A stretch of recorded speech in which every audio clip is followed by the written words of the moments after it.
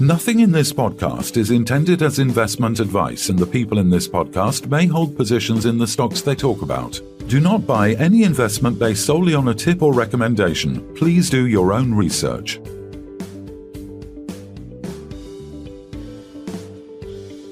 Hello and welcome to the Sunday Roast. It's Sunday the 1st of June. I'm Phil Carroll. I'm Kevin Hornsby. 1st of June, Kev. Rabbits. June already. Can you believe it? June. Another month and we're halfway through 2025. Yep, it flies by. Life continues on and we seem to be having some life in the markets, but we'll talk about that a bit later. Yeah, I mean, what's your week look like? Obviously, it's half term over here with the kids have been off, but both have got exams when they return, so it's been sort of like hard at the revision. Day out in Oxford on Friday, which is just absolutely beautiful. I just love the city of Oxford, all the buildings, you know, the Bodleian Library, the Magdalen College. And I couldn't, the film I saw Wonka recently, and they used a lot of the sort of backdrops of all the amazing architecture in the film, and you realise just how stunning it is actually and how much history is there. We're very lucky to have these beautiful cities on our doorstep, that's for sure. Yeah, absolutely. It's just been bloody hot here, to be honest with you. 40 degrees, I think it was on Tuesday. Wow. Been in the pool 2 or 3 times, cool off in the afternoons. But I've been very, very busy actually, to be honest. I've been talking to CEOs. There's a lot of activity out there. A lot of things going on. And obviously we had the bank holiday Monday, and we had the sort of man who lost the plot and drove his car through all the Liverpool fans, which was a lot has come out about that since then. This guy's an ex-Marine, 53 years old, 3 children, good job, everything else. I think he lost the plot because he thought he was going to get killed. Yeah, I think that's what happened as well. So yeah, obviously that the news on the 27th of May that Paul Doyle, 53, as you said, drove into Liverpool FC victory parade, injuring 79 people, including 4 children, charged with dangerous driving and GBH, suspected of attempted murder and drug driving, which is interesting because, as you say, he's an ex-commando, isn't he? With obviously real presence in the military. He actually worked for Rathbones, didn't he? It came out, one of the big financial institutions. So, you know, as you say, he was an upstanding citizen. I think when he interviewed his friends, he said they were all obviously shocked. But I think when you look at the videos, absolutely, as you say, he went down, maybe took the wrong turn in, realized he was, you know, people were trying to get at him because he was, you know, he was in the wrong place, and he just panicked. Yeah, it certainly looks like that. I don't know whether he took the wrong turn, and we'll never know, I suppose, but he basically chased an ambulance, didn't he, down that way? So he went through a blockade, whether by purpose or not, maybe we'll never know. But if you see the videos, even I was a Liverpool supporter, I'm appalled by the whole thing, obviously, but Took the shine off it, that's for sure, didn't it? It did. But the reality of the situation looks very much like, you know, somebody nearly got hit and then took offense to him nearly getting hit. Then he threw something at the car, the window got smashed. Then the guy carried on trying to move closer, but he must have been scared. Steph, you can imagine all of those people around. They were trying to get in the car at that point, weren't they? Well, yeah, no, that was a few seconds later then, like 30 seconds later, then somebody opened the door and tried to get in, and he closed the door. And then he sped up, didn't he? And that's where most of the people got injured. I think most injuries were pretty slight, to be honest. Some were, yeah, but unfortunately, when the vehicle stopped, I don't know if you know, but they had to lift the fire engine had to lift the car was on top of 4 bodies, which is just devastating. You know, there was 3 people under the vehicle. I'm aware of that. Again, the thing that I got, luckily nobody's died. Yeah, but you said it was drugs, right? But when the things that he was accused of came out again yesterday, there was no drug thing in it. Okay. Well, all the media here is reporting drug driving, but anyway, they've not named whether it's, you know, what particular drug it is, and there's been a bit of an uproar. But one thing I noticed, and I really want to make this sort of point, is when the news broke on this, within 2 hours, the Liverpool Metro or the Liverpool police made a big statement, didn't they, making aware that it was a 53-year-old white male that had done it. Yeah. And I think that there's a lot of lessons learned based on the Southport killings, where all the media and all the social media went mad, and there was people accusing. In fact, there were even posts on this one saying it was the wrong people and naming people, you know, religious groups that were involved in it, so that they needed to quash that. So I think they handled it extremely efficiently, this one. Yeah, it's you can almost argue they were being racist by saying that it was a white male because they wanted to play it down, obviously. But no, there was stories that there were people identified as the person who was driving the car in Liverpool. There was one guy in Huyton, which is where I was born, and he had to come out on social media and say, "I'm here. It wasn't me," because the guy's in custody. But he's in custody, appearing in court, I think, on Friday, and we'll see what happens. I mean, I have sympathy for him, to be honest, even though I'm annoyed that it happened. But I see that, like, it was a horrific situation. He's an idiot, basically. Shouldn't have been there. No. But do you think that the police handled it well in terms of, like, when they surrounded the vehicle? Because they were obviously very, very worried that this was going to turn to a murder involved in, if some of the Liverpool fans would fight, if they'd have got hold of him, I'm pretty convinced this guy would have been dead if the police hadn't have been there. He would have been pulled out and beaten to death. I have no doubt. He certainly would have been very seriously injured, because they were baying for him, weren't they? They were baying for him, and that wasn't good. But I suppose that's just, unfortunately, the way. And as you say, it's a world. miracle. Thoughts and prayers to the victims, and that I just can't believe no one died in it, and that's an absolute blessing. So fair play. They handled it. Well, it tells you because of the speed of the vehicle, else it was going to be that way, wasn't it? So Okay, let's have a look. And it definitely took the shine off it, because if you look at supposedly there was 1.5 million people there, but I mean, let's say a million even. How many fans have you got? Like, that's incredible. And the singing and the atmosphere and everything else, even though the weather wasn't great, it was amazing. Amazing to watch. You didn't have a chance to properly celebrate your first Premiership because of lockdown, so this was a real celebration. Yeah. First Premiership, that was number 19, mate. No, I mean, don't worry about the names. No, the Premiership, mate, the Premier League, not the old Division 1. But so what do we make of Trump as well? Because there's been a big development on the fact that the US court has blocked Trump's plans for a 10% tariff on all imports, with an appeal plan for the 30th of May. The IMF warns of UK economic risk despite Bank of England's growth forecast. The UK-US trade deal talks falter with criticism of Keir Starmer's rushed approach. So what do we make of the fact that this US court are potentially blocking him? Well, the system's biting back, isn't it, really, in a way? And in my view, rightly so. I mean, he was very, very, I don't even know the right word. What was he? He was very rash in what he did. We'll see. We'll see. I mean, the rule of law will be there, and it really probably is the only check and balance that's on him at the minute. Would he get it through the House and through what's the other thing? The House of Representatives and the Senate? Would he get it through the House of Representatives and the Senate? I think probably, but you never know, because there was a few dissenters for sure. But yeah, it puts Trump in a very weak position, let's be honest, doesn't it? Because like, Europe's sitting there going, "Oh, your court's telling you can't do this." China's also probably sitting there going, "Your court's telling you can't do this." Yeah, the market's basically gone up on the basis that it thinks the chances are these aren't actually going to be continued. And I think that would be a savior for Trump, to be honest with you. Because if those tariffs in general had continued, I think you're going to import inflation into the US. Your bond market is going to be in a terrible situation. What it has done is it's damaged the US dollar long term. I'm convinced of this. Sure. What do you make of this? Do you know what TACO means? Did you see this? Trump always chickens out. This is a new Wall Street acronym coined by the Financial Times. Did you see his reaction when he was told about it? Yeah, brilliant, isn't it? But basically, it describes a trading strategy, where investors buy stocks at the lower prices after Trump announces tariffs, anticipating that he'll back off, allowing markets to recover. And all the memes and the mockery, as you say, taco Trump, and he's publicly rejected this chickening out label, as you say, insisting he's firm on tariffs. The phrase has gained traction on X, with posts both criticising and amplifying it, though some warn it could provoke more aggressive tariff policies. I love that. I mean, it's a great little meme, isn't it?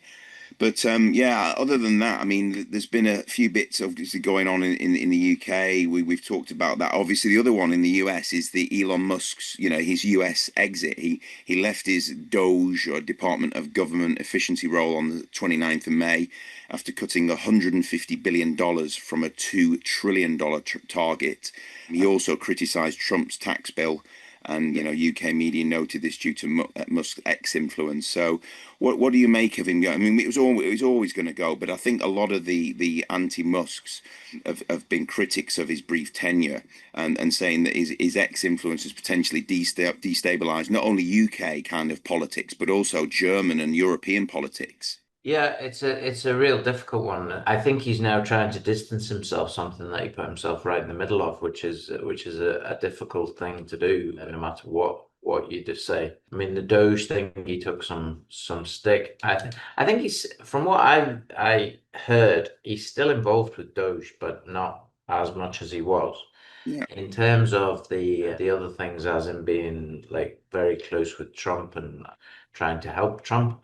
He openly said this week that he won't be involved in politics anymore unless he sees a need for it, and that's it. I think he's basically been told by the people in the know in both X and Tesla, whatever other companies he's got, that he's got to back away, otherwise he's going to destroy the companies. Yes. But he's publicly criticised him on the tariffs because he's affected, all of the key parts for Tesla, which come in from Japan and China, they're massively impacted by that. So do you think it's kind of like that? We said the bromance would wear off, but do you think it's because it's affecting his own business and his his holdings from a purely selfish point of view? Probably. Most people are. Well, it's not even just him personally, is he? He's got so much money that it's not going to make much difference, even if Tesla, you know, not goes to nothing, but is pushed down a lot. Yeah. It's more the impact to everybody else that has invested or is part of the whole organization. They're going to be giving him crap on him. He's meddled too much in politics as well. I mean, you look at the way that a lot of the Tesla dealerships have been firebombed all around Europe and in the US as well. So he's just become too divisive. Yeah. I think it's as simple as that. Anyway, let's move on to our first guest this week. Today we're joined by Pieter Krügel, CEO of Mast Energy Developments. Welcome back to the podcast, Peter. Hi, Phil. Hi, Kevin. Thank you for having me back. Absolutely, yeah. Well, we saw the recent news that the company has secured a two-stage funding package worth up to £5 million to support its growth and ongoing projects. Stage one involves a £350,000 interest-free convertible loan from Big Sky Management to provide immediate working capital, while stage two comprises a £4.65 million equity fundraise via prepaid and cash warrants, conditional on shareholder approval for a 40-to-1 share consolidation and other resolutions at a forthcoming general meeting. The company believes this financing will underpin expansion towards its 300-plus megawatt production goal. Peter, you emphasise the strategic importance of the funding and investor enthusiasm following recent successes at Piebridge and Hindlip. The fundraise includes restrictions on investor ownership levels and provisions for participation in future capital raises. Sounds like real progress, Peter. Please tell us more. Yes, thank you for that overview, Phil. That's spot on. We've been working on this deal for quite a while. Apart from, the ongoing positive progress and successes at our projects, most notably at Piebridge and then more recently at Hindlip, we've been looking for a funding solution for PLC, which we've now found. And this financing package, has got a few key objectives. First and foremost, it gives us a war chest in order to expedite our growth strategy and to get as much megawatts in production as quickly as possible. It also would essentially mean that the PLC balance sheet is going to be debt-free following the completion of this funding deal, which we believe is also important. We've been carrying a bit of historic debt up to now, which has been a bit of a drag and a deterrent for investors at PLC level. That's going to be resolved. It's also going to introduce new and fresh capital investors to our share register, which we believe will increase the enthusiasm. So I think across the board, this is a very big step forward for us in a long time, and we're very excited about it. So, Peter, it must be a relief having worked through these last sort of 12, 18 months. And, Mast has been in a situation where it desperately needed cash to produce the returns that you knew were there. So, how do you feel? Yes, I feel relieved, Kevin, to be honest. I feel grateful. I feel excited. As you say, we've been working very hard the past 12 to 18 months. We turned a very difficult corner. We started making good and solid progress at the start of last year. that expedited and grew into something really tangible and solid, first with PyBridge and then with Hindlip. And I think this financing package is testament to our progress and positive news flow up to now. So from the point of view of the creditors within the PLC, what's going to happen when this money comes in? And yes, the PLC, essentially the objective is that the PLC balance sheet would be debt free, got significant shareholdings in the underlying projects, being Hindlip, Bordersley and Stather. We're also looking to grow our asset base with organic and inorganic growth, acquisitions, etc. So just putting the PLC balance sheet on a very solid footing. But the details of that we'll announce when we complete the funding arrangement, which is planned around in June at this stage, because as Phil mentioned a bit earlier, the funding is conditional on a few elements, being a general meeting that we're planning to arrange and announce shortly, as well as shareholder approval and a prospectus. So we'll announce all the details in due course. Okay, and so in terms of the PyBridge situation, that debt is still going to be there. Once you've cleaned the balance sheet, do you intend to then refinance PyBridge to make it more efficient? Yes, in terms of the financial side of things? Yeah, so the financing arrangements at the various projects will remain unaffected and unchanged. So this funding package is specifically at PLC level for PLC. The funding arrangements at the project levels remain unchanged. So for PyBridge, we've got the funding arrangement with Riverfort. That remains unchanged and unaffected. We will continue to assess PyBridge and determine what the best next step there is, which might include a refinancing with a commercial bank.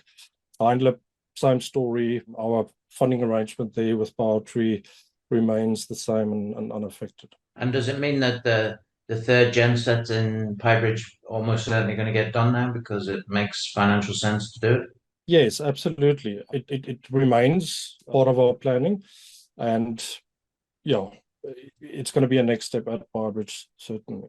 These guys are obviously putting their money where their mouth is, £5 million, and obviously warrants applicable to put the same in again twice by the looks of things. So how quickly do you think you can get to that 20, 30, 40, 50 megawatts in production now that you have the financial wherewithal to do it? Yeah, that's a very good question, Kevin. So, we've already lined up potential options, which we will execute as and when the funding comes in. So I think it's just a question of what we do first and timing. Our planning is to add megawatts in production to our portfolio this year already. So kind of by the end of the year, having increased that number, I don't know exactly how much by now. It's a bit too early for that, but that's the exciting part. That's the positive news flow that we'll start putting out once this funding comes in. So I think a very exciting second half of the year that's waiting for us. There's quite a strong statement in the RNS, actually. I was reading it, and it says, I think, something along the lines of that the investors expect that having, invested sufficient capital to advance that business strategy, the company's share price and liquidity will improve significantly. And accordingly, the investors then expect to see demand for the company's shares and then be able to exercise their warrants. It sounds like quite a strong, positive statement. If only it were that easy, Peter. Yes, that's a good point, Phil. And this investor group, know what they're doing. They're very well experienced, and they would have not entered into this funding arrangement with us if they weren't confident that, we're able to deliver on our growth strategy. Yeah, and it must be good to see. I know your share price a year ago or so was probably less than the value of the shell, if you like, which was £250,000 or so, to now see a market cap of probably somewhere in the region of 3 million. Where can this go in terms of its ability to grow to 300 megawatts, which has always been the story from many years back, if you like, when it was first listed? How likely do you now think that is going to happen? I think this funding package is a very important part of the steps going forward. So it has been and remains a key step for us to be able to grow our portfolio of megawatts in production. So I think the likelihood has increased significantly now. I think we've been making progress across the board the past 12 months and shown that we can do this, that we can do it well. And I think that's starting to show results.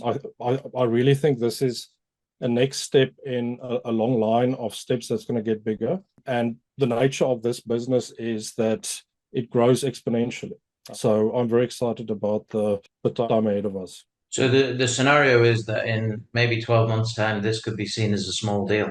That's the hope. And we can already see that. So part of this financing deal is we've got the prepaid warrants of £5 million.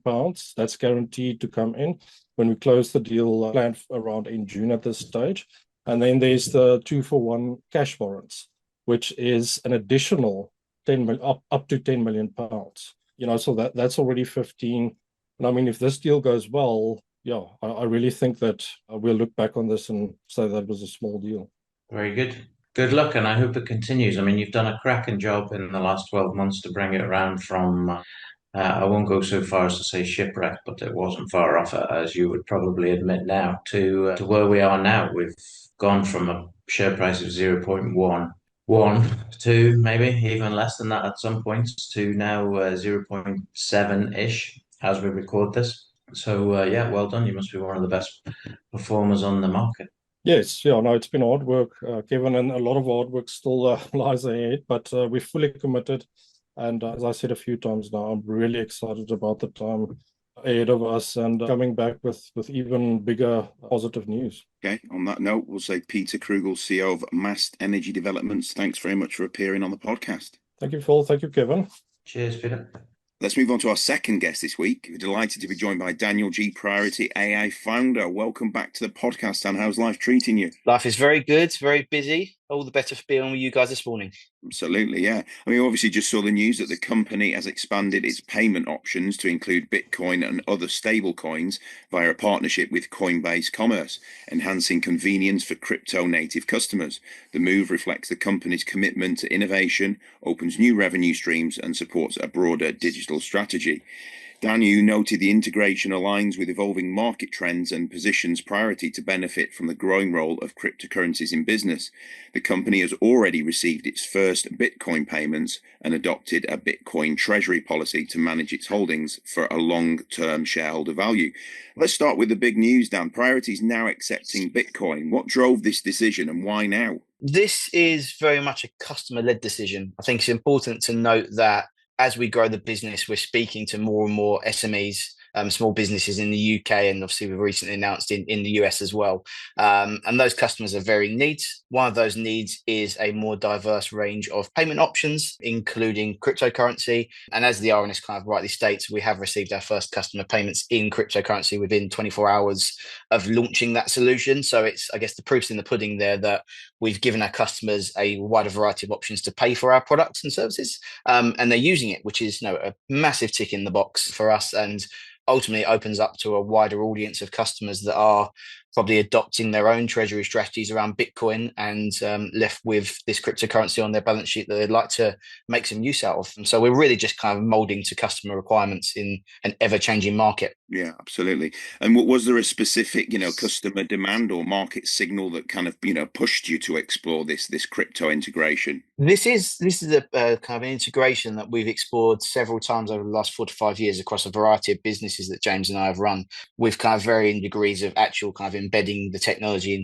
into the operations. For this, I think if we look at the landscape and as a management team, we needed to address the growing number of companies adopting strategies around cryptocurrency and actually the adoption of it as a mainstream use of funds. So realistically, we wanted to be able to address a wider range of audiences, give access to a kind of a wider network of customers, and that includes people that are crypto native, which is, especially looking at some of the younger founders that we speak to and see every day, they are probably more crypto native than fiat native. So we wanted to be able to reduce the amount of barriers to entry of purchasing our products. So clicking online, using our Coinbase Commerce gateway, paying in Bitcoin, Ethereum, or one of 100 other cryptocurrencies is appealing to a wide number of people, and that number of people is growing. Yeah, absolutely.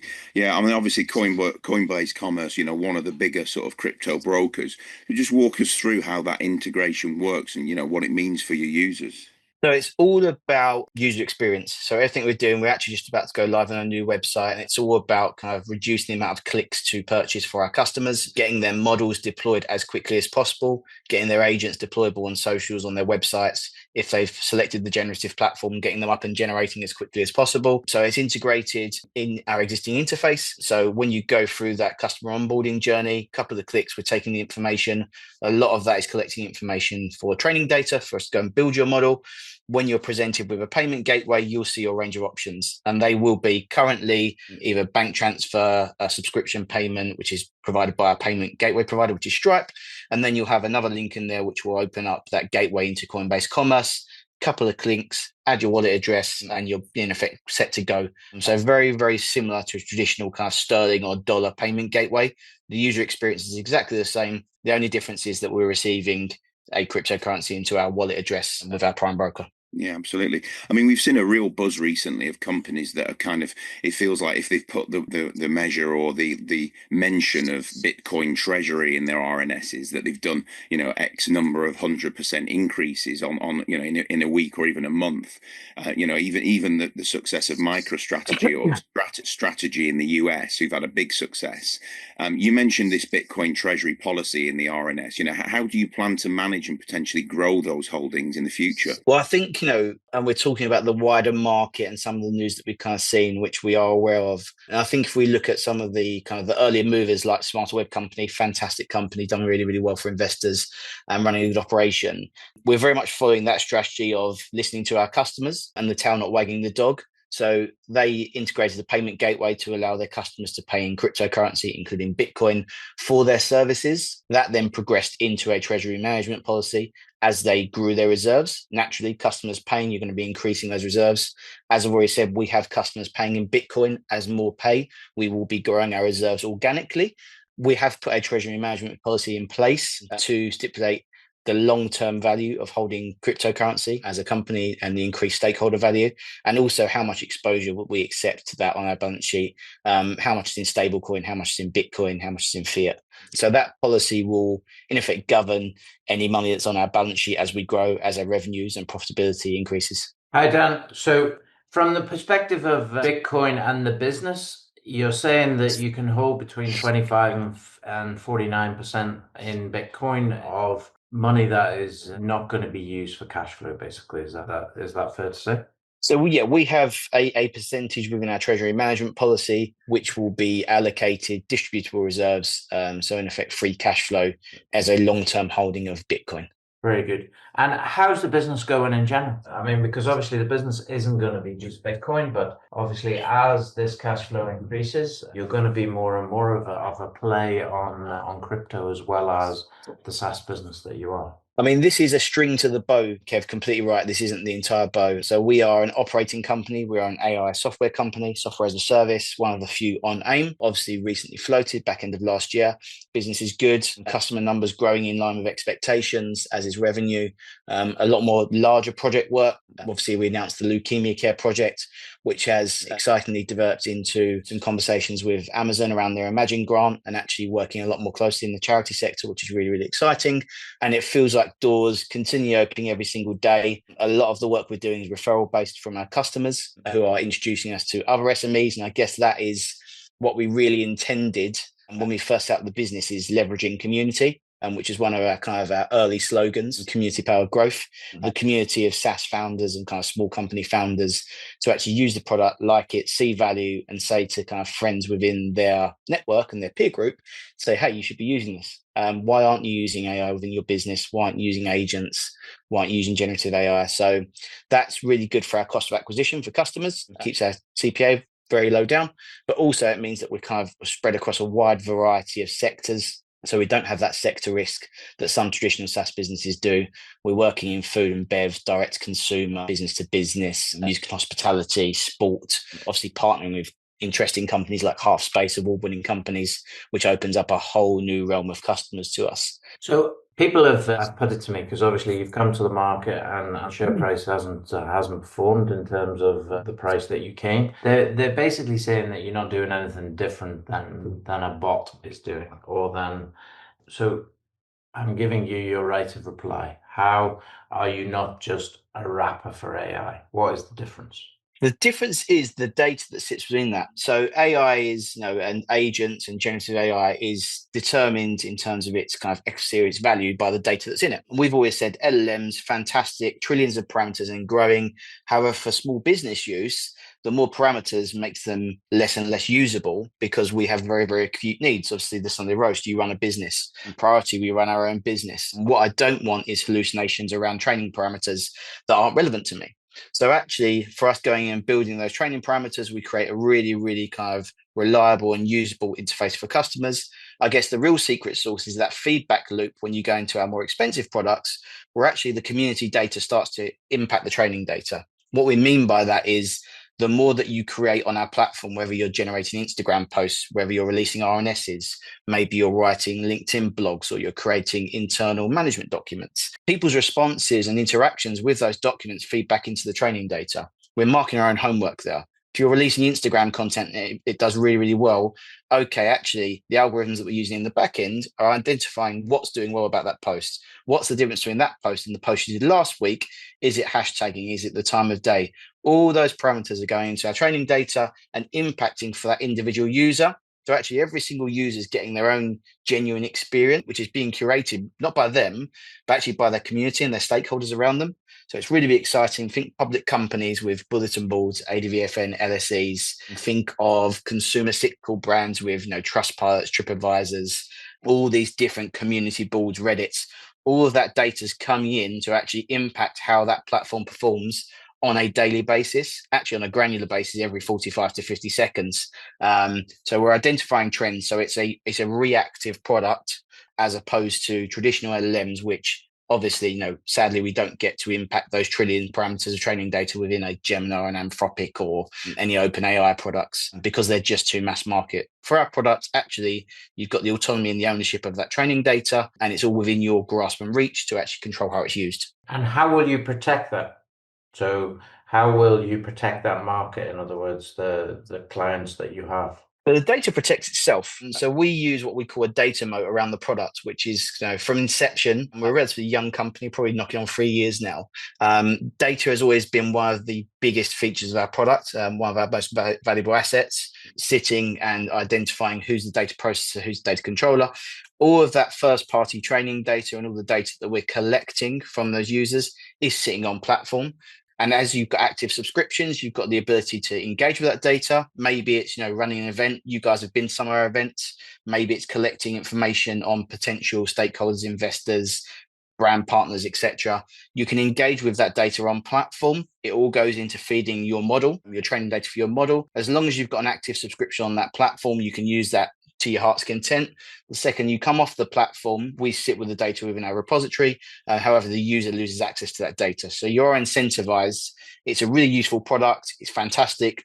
The bigger your community, the more data you have. Brilliant, tick, tick, tick.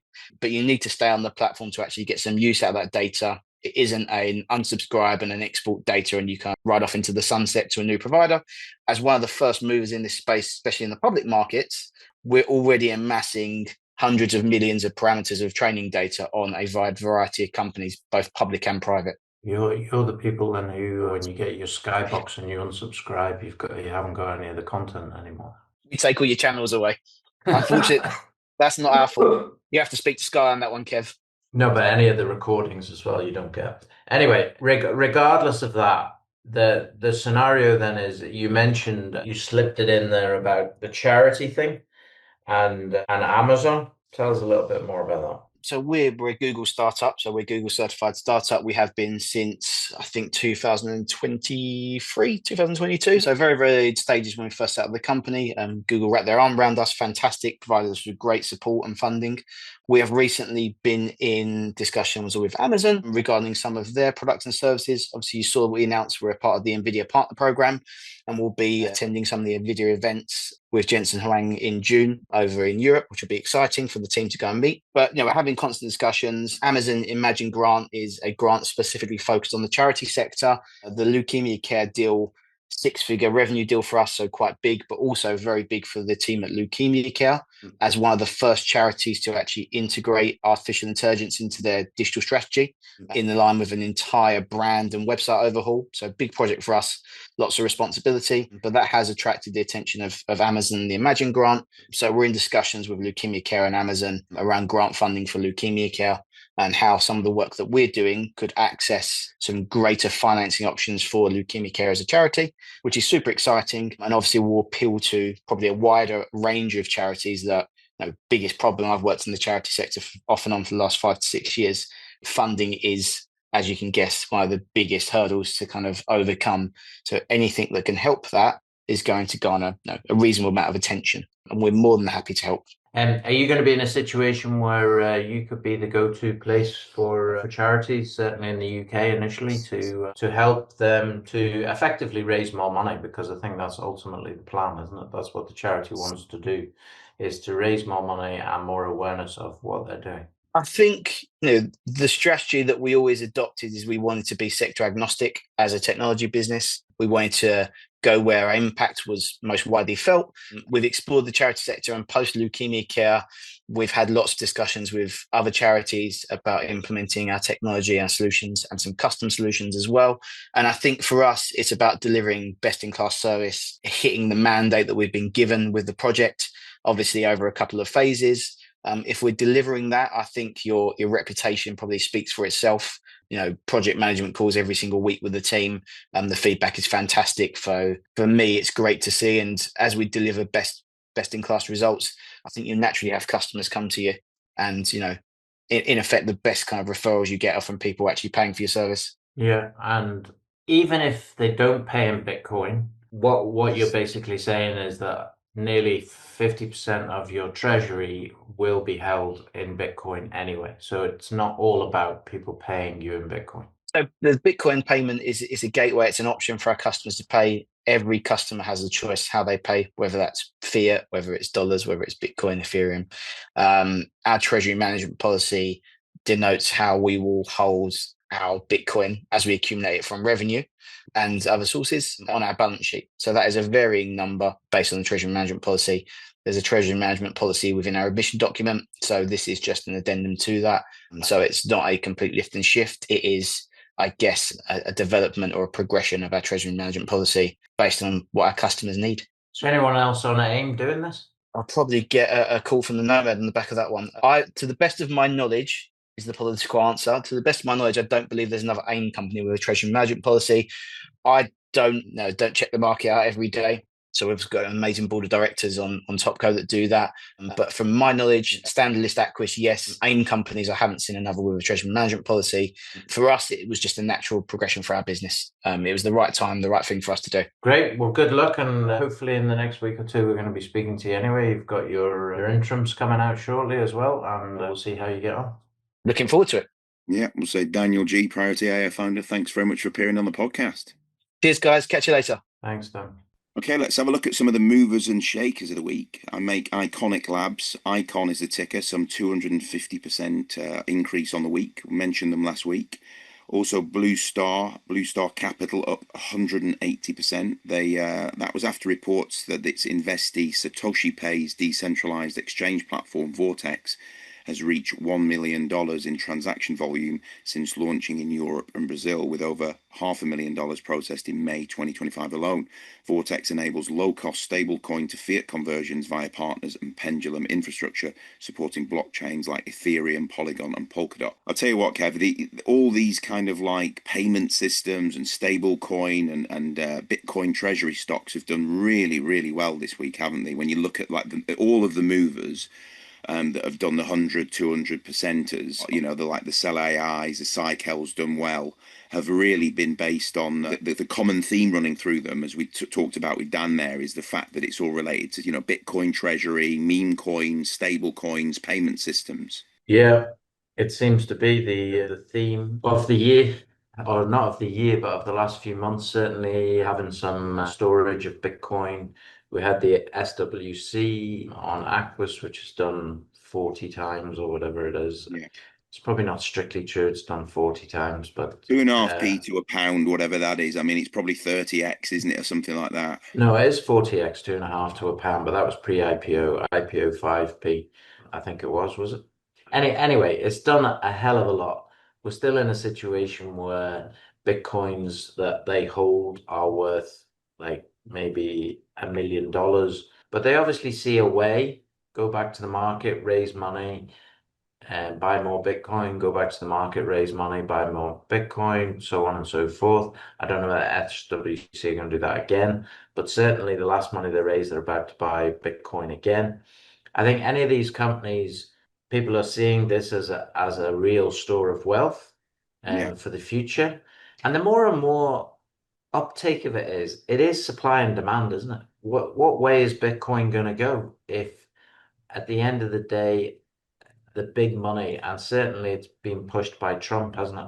The big money is going to go into Bitcoin or whatever other currency, Ethereum or whatever else cryptocurrency you're going to go into. So I can see it only continuing, to be honest. I think anyone who's going to be coming out now, buying more Bitcoin, there's going to be more cash available. I mean, put it this way, if you're in SWC now and you've just had 20 bags or 30 bags or whatever it happens to be, and someone else comes out and does it and they have a small market cap, what are you going to do? Yeah. You're probably going to switch some of your money into the one that's just about to start to do the same thing. So I don't see anything but that likely to happen. Whether it gets to what I see as extreme values, other people don't, but what I see as extreme values, I don't know. But yeah, let's see what happens. I think from what you've said about the way the market's moved, we for 2 years have not had any of these type of moves for any stocks. Yeah. If you look at MAST, how much has MAST moved last week? Oh, I mean, the week I've got 170 currently on Friday, it's 170% up on the week. But if you look at it I'm looking at the 52-week stats here now. Yeah. The low was 0.115 on the 23rd of July, and the current high is 0.98. Yeah. So you work that out, it's 800% nearly. Yeah, no, and I tipped it as one of my stocks of the year at 0.17 in January. And there you go. I think it's up 450% from that. So, Yeah. It was a big risk, and we all know that. It was a big risk even when I tipped it, because I think both you and Charles looked at me as if I was crazy, but it was a big risk, but we knew they'd made advancements. Yeah. And now they've made advancements. They've got cash from Power Tree, and now they've got cash that's actually in the PLC, which is going to free them up completely. I mean, obviously, it still has to go through the prospectus situation, but I mean that's going to be a given because people want this money to come in, and you're going to have 5 million.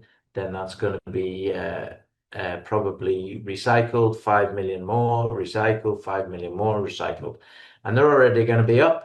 Yeah, and they've got the 40-to-1 consolidation that's going to be, will be pushed through. Well, that as per the RNS, so there's going to be obviously some consolidation. So it's going to go to 40p basically if it gets to the penny here, which is looking very likely. There's a lot of people who are interested in this, and I think Peter is a very sensible guy. I think he's got his head on his shoulders. Will he achieve the 300 megawatts? Yes, if he has the cash available to do it. And that was always the situation. So once you put water on a plant that is nearly dying, then it's got a chance of living again. And that's basically what's happened. The idea was never a bad one, but it needed cash, and it's got the cash. We're moving forward. So what do you think about priority one now after their announcement today? Yeah, I mean, obviously, it's we just talked with Dan, and the news is interesting. Payment on Bitcoin, obviously, and obviously that enables them to have more flexibility. It sounds like they've already got payments coming into that treasury, And ultimately, yeah, I mean, it is the way, isn't it? As I say, we've talked about that. Smarter web companies doing extremely well. Obviously, when Bitcoin's high, it's great. It's great news. I mean, it's very current. You know, if Bitcoin drops off the boil a bit, then obviously that treasury would reduce. So obviously, there's a little bit of a kind of not a risk, but a trade-off, isn't there, based on the value of Bitcoin at that time? It's always pinned to that value. Yeah, it depends what you think is going to happen to Bitcoin. I actually think Bitcoin's going to continue to go up, to be honest with you. Yeah, There's I so think in much. the long term, I think if you look at short-term fluctuations, absolutely, I think there's every potential that in the next 5 years, Bitcoin could be $500,000. Yeah, and peak higher as well. I Yeah, mean, there's no saying it won't be. I don't really agree with that. And if you listen yeah, back to podcasts we've had, we're like, it's the king's new clothes. It is, but it is no different than fiat currency in that respect because ultimately that's backed by nothing as well. So yeah, let's see where it all goes in the end. I mean. While we move on to other things, things like Conroy Gold has moved up this week again. I think people are starting to realize there's something going on there. They're going to hopefully start to get a deal, especially as they had that money invested there with a 10p option on it. I think 5p was paid this week. I can see, that's going to break out if anything is announced. I don't genuinely know whether anything is announced or will be announced, but I still believe in that long term. The gold is in the ground. It's the same analogy as MAST. If you've got the money, then the value is going to be is going to come out of it. It's as simple as that. Chill also had an announcement on Friday, basically saying, they're coming back to market hopefully in June, but they've basically got to wait for these auditors to finalize it. That's the thing that's yeah. holding It it takes a up, to be long honest. time, doesn't it? That whole FCA process. I know that it's back No, and this isn't the FCA. This is the auditors who oh, the then audit. it will go to the FCA. The Okay, FCA could be done in a day. okay. Maybe it takes a week, but I the think that's auditors is ambitious. the thing that's holding it up. So again, he was Callum was describing a new business model that's coming from that, which again is very interesting. And yet we're looking forward to talking to him, but we can't talk Yeah, to him until all of this is sorted absolutely. out. I was Yeah, also speaking with GMET Celadon as well, and yeah, he's there's an AGM at the end of June, so he's looking to catch up with us as well next week, hopefully. What else? The other thing that's happening that the market is not responding to, and I'm really quite surprised, is the price of tungsten, because the price of tungsten is going like vertical pretty much, and yet GMET hasn't responded at all to the increase in the price of tungsten. And also, there was news today for Tungsten West. I yeah. don't know what impact that had on the share price or what the situation is there, but they said they needed X million. I think it was 93 million pounds to restart the thing. I'll tell you And what yeah, impact it had. It had 5 trades, 3 buys, 2 sells, and yeah, and they were for about £2,000 in total. and did it go up or down? No, it's flat, completely flat. It closed at 4.5, and it's sat in at. This is the previous day on Thursday, and on the morning of the news, it was just remained flat at 4.5. So it depends what's interesting people, isn't it, at the minute? Mm. And it seems to be if you write Bitcoin or Treasury or anything else, then things are going to go up. So let's see what happens. Yeah. Yeah, I mean there Anything was. else to talk about? Yeah, Energy Pathways had an RNS, just a kind of mesh update in the week, where they talked about this advanced concept engineering study and then this compressed air energy storage technology, this HCAS, into the mesh project, which aims to be one of obviously Europe's largest long duration energy storage facilities. And they're going to integrate with mesh. They're going to integrate this compressed air, hydrogen, and natural gas storage with a planned 400 megawatt dispatchable power capacity and storage potential of around 20 terawatt hours, which is like equivalent to, I think it's about 7% of the UK's annual electricity demand. So a little bit of an update on that one there.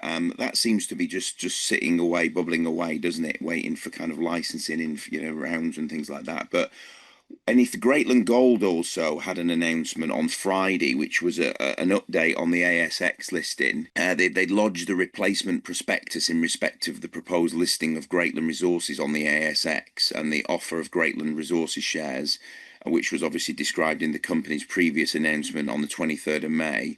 and that replacement prospectus replaces the prospectus lodged by Greatland Resources on the 23rd.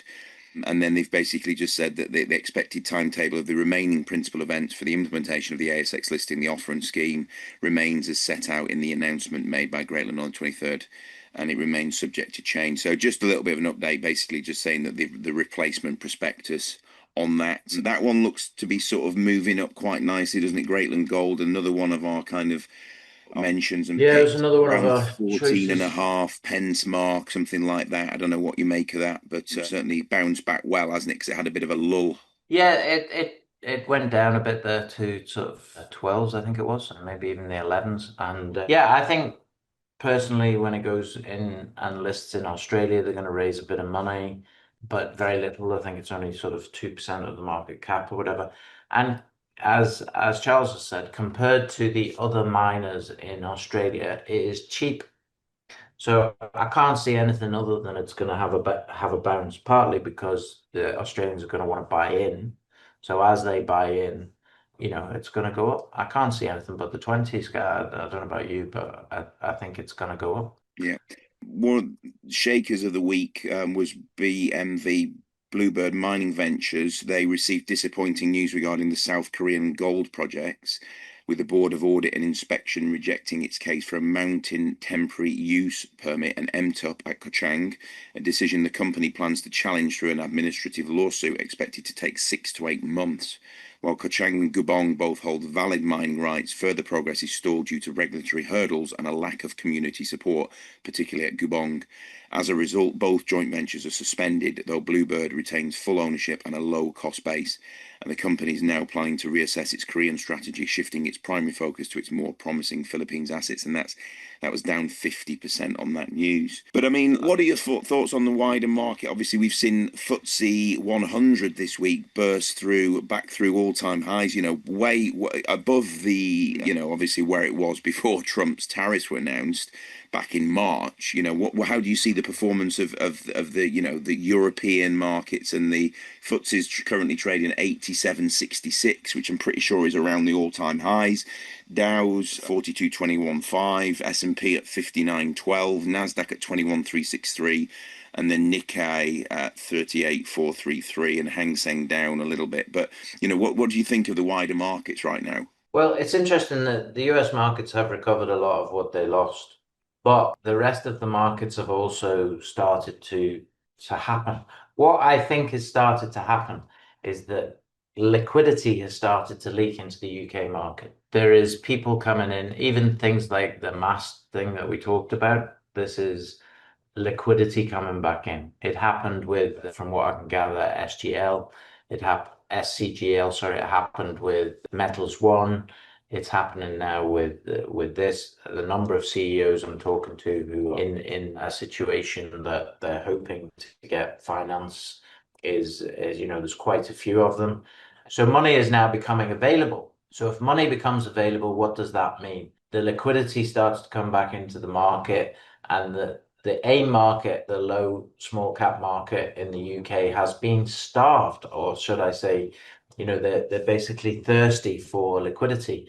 I think once that liquidity really starts to get going, we will see some serious returns on some of the investments. Not everything, for sure. It's going to be specific to certain things. And I think this whole thing where we've seen 200, 300%, 2,000%, 4,000% on some of these, it creates more liquidity, because the people who have just made 10 bags on something are going to take it out and probably start to invest it in something else. So, I think liquidity brings liquidity. It's a snowball. That's what I see happening for the rest of this year. I don't see it slowing down. Yeah, no, I agree. I think it's that Bitcoin theme right now. But you'll notice that there's always, we've already said it before, it's a constant moving target, isn't it? There'll be something that's in trend, something else will be in trend, then something else will be in trend. And all those want the stocks that are in those specific sectors. Like, people almost, it's not a bandwagon attempt, but it kind of is, because one company, we'll do treasury, we'll do, and then it ripples through, and everyone's then looking, all the Telegram groups going, here's a list of all the companies that are doing the treasury, and people are putting together lists of potential companies to invest investing. So it definitely has a liquidity trap on it. But let's have a look at some of the commodities. I mean, we've got gold around 33.18 at the time of recording. Silver's at 33.285. Platinum's at £807. I mean, what do you make of some of the? And they're doing really well. Some of these, you say, tungsten's busting through, platinum, palladium's high. They're going up anyway. And why are they going up? Ultimately, all those prices you just quoted are in US dollars. Why? Because the US dollar, in everybody's mind's eye now for the rest of the world, is being weakened. So therefore, a higher US dollar price in those things is not a big surprise. I mean, there's still a discrepancy there when you've got silver 1 to 100 ratio in terms of the gold, and I don't see really gold sitting at 3.3 forever either. It's going to move as far as I'm concerned. I think we'll see 3,500, steady state maybe towards the end of the year. So where's silver going to go? I mean, it can't stay where it is in terms of 100 times in my view.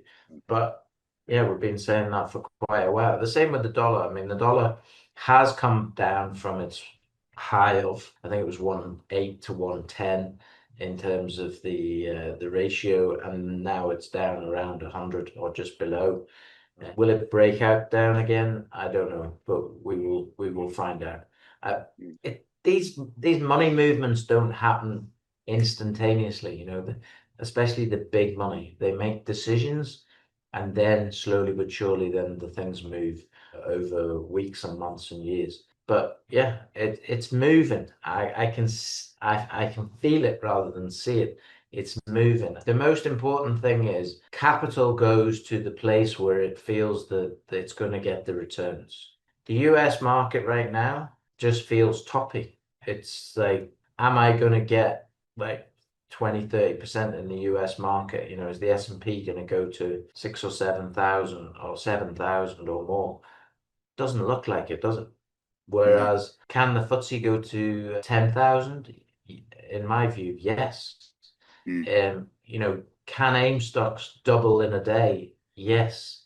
We're back at that stage, but at the minute it's only selective. I think when we move and we start to look at, and obviously we've been covering a lot of resource-based stocks, when we start to move into some of those, they'll be news dependent, as in, they've done X, Y, Z, but when they do, I'm hopeful then they're going to start being rewarded for that, and actually they'll be playing catch up because the valuations are extremely low, and the rest of the world knows that. That's why somebody came in and put the money in Mast, because the valuation was extremely low and they know they can make money out of that. Yeah, be interesting to see. Reeves, as we've talked about this in the past, about Reeves doing away or reducing the amount that one can put into, sort of ISAs, stocks and shares ISAs sort of thing, but you're potentially reducing it from the £20,000 annual limit to 4,000 to try and entice people away from cash ISAs and into stocks and shares ISAs. So, which would actually bring a lot more liquidity into, obviously you'd have ETFs in there, you'd have potential pension funds or whatever it is.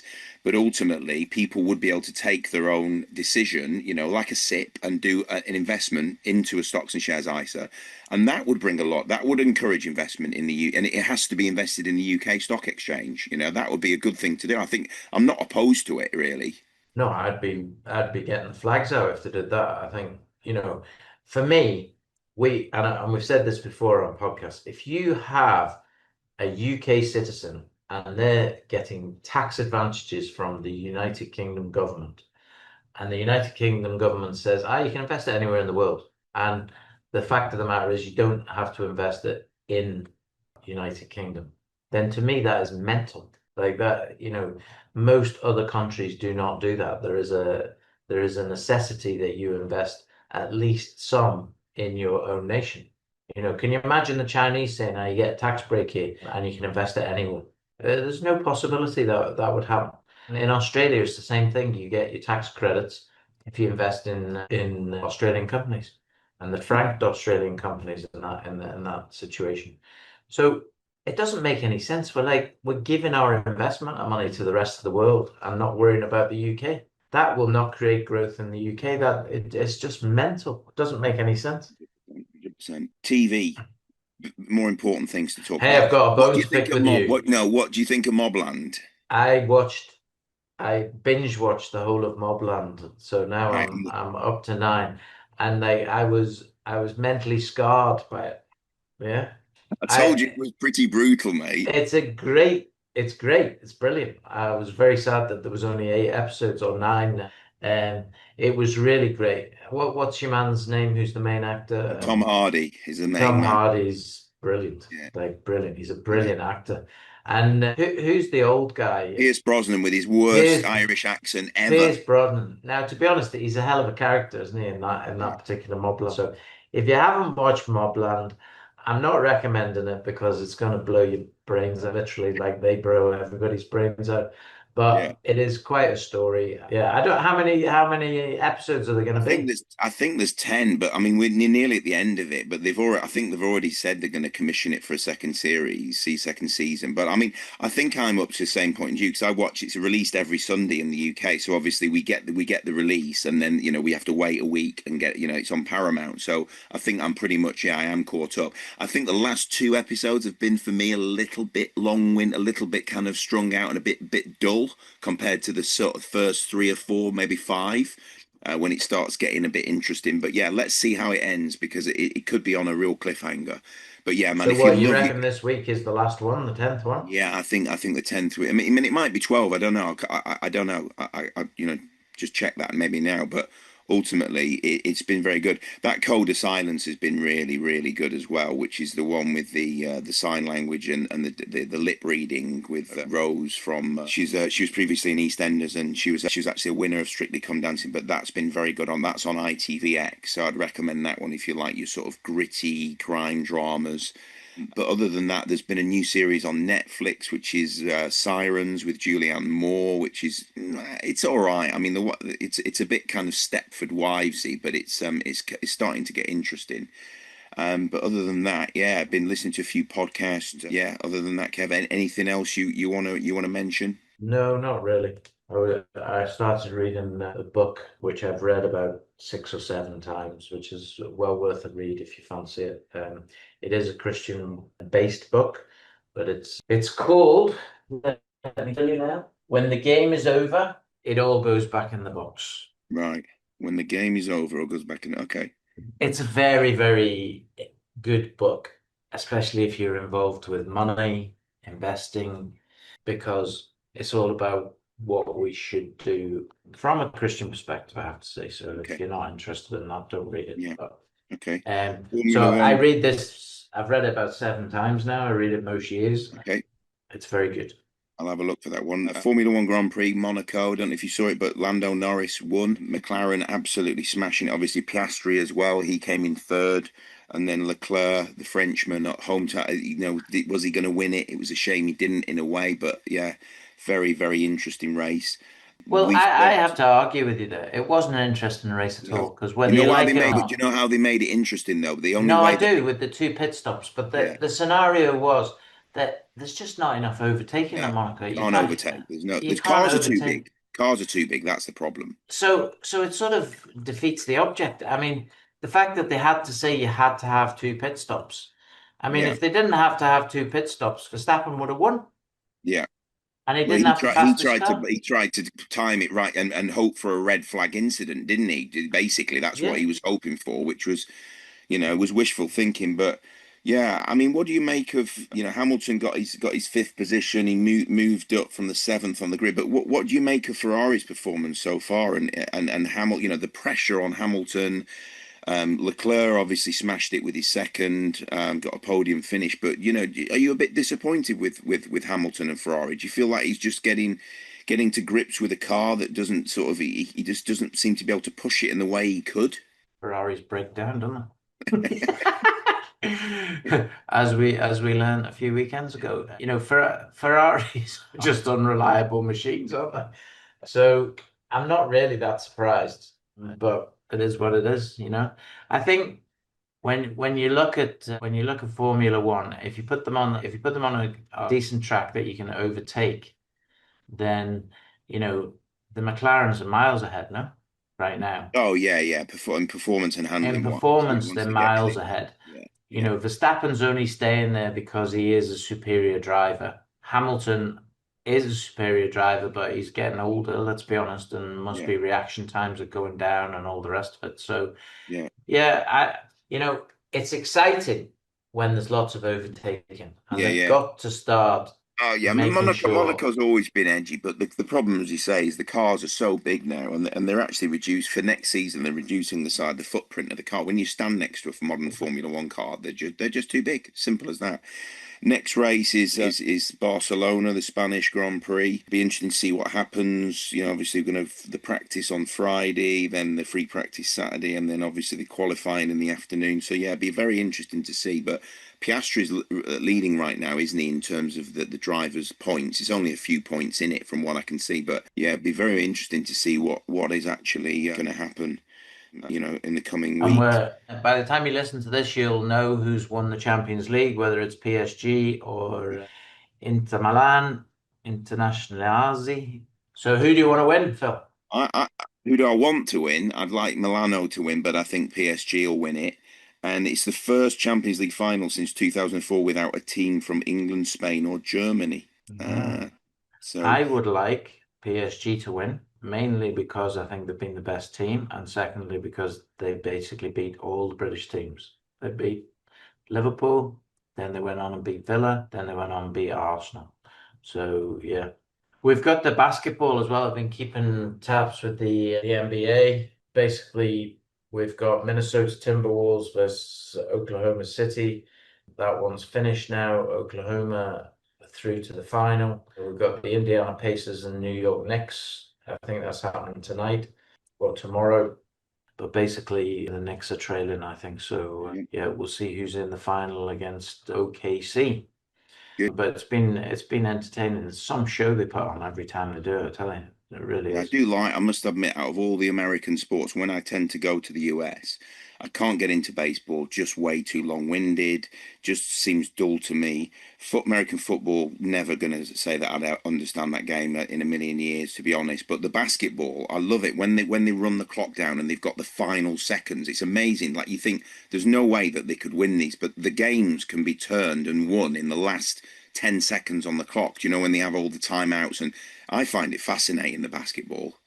Yeah, no, it is fascinating towards the end of the games, isn't it? How the teams can come back into it and do that.